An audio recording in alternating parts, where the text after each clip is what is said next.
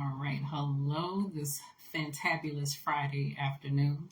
This is Maisha Marie coming to do our Reading the Bible together. And today we'll be reading Judges chapter 7 from the New Living Translation. I hope you all are doing well. And we are going to get started. So, Jerubbaal, that is Gideon, and his army got up early and went as far as the spring of Harod. The armies of Midian were camped north of them in the valley near the hill of Moreh. The Lord said to Gideon, "You have too many warriors with you. If I let all of you fight the Midianites, the Israelites will boast to me that they saved themselves by their own strength.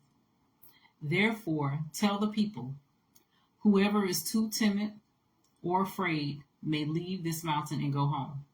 So 22,000 of them went home, leaving only 10,000 who were willing to fight. But the Lord told Gideon, "There are still too many. Bring them down to the spring, and I will test them to determine who will go with you and who will not." When Gideon took his warriors down to the water, the Lord told him, "Divide the men into two groups.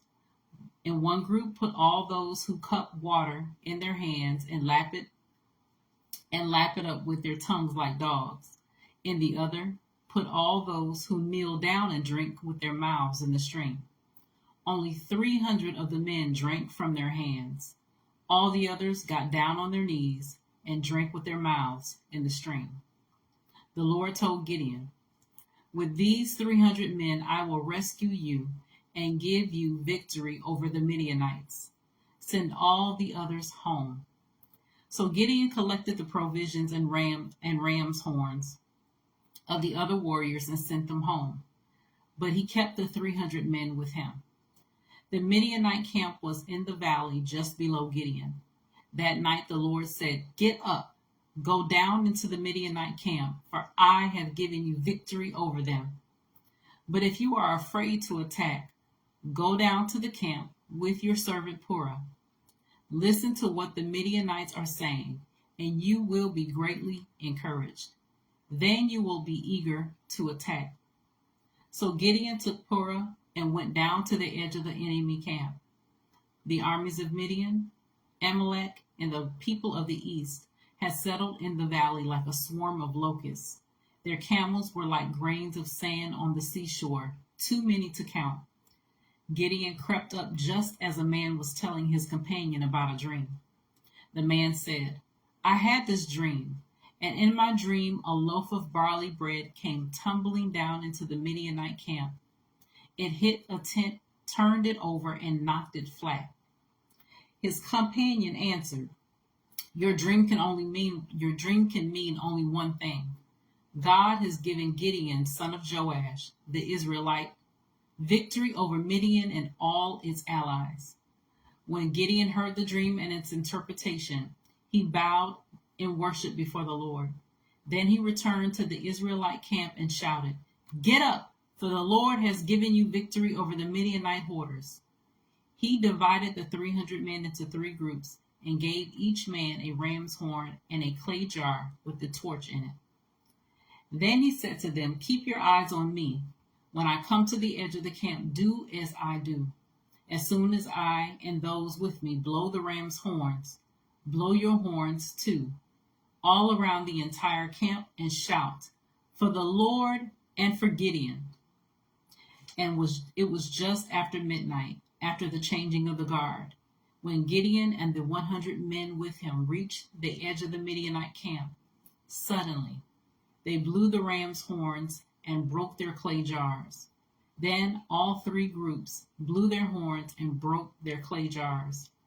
They held the blazing torches in their left hands and the horns in their right hands, and they all shouted, "A sword for the Lord and for Gideon." Each man stood at his position around the camp and watched as all the Midianites rushed around in a panic, shouting as they ran to escape. When the 300 Israelites blew their ram's horns, the Lord caused the warriors in the camp to fight against each other with their swords. Those who were not killed fled to places as far away as Beth Shittah, near Zerara, and to the border of Abel Mahola, near Tabah.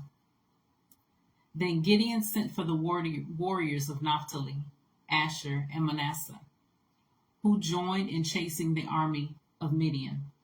Gideon also sent messengers through the hill country of Ephraim, saying, "Come down to attack the Midianites. Cut them off at the shallow crossings of the Jordan River at Beth Barah." So all the men of Ephraim did as they were told.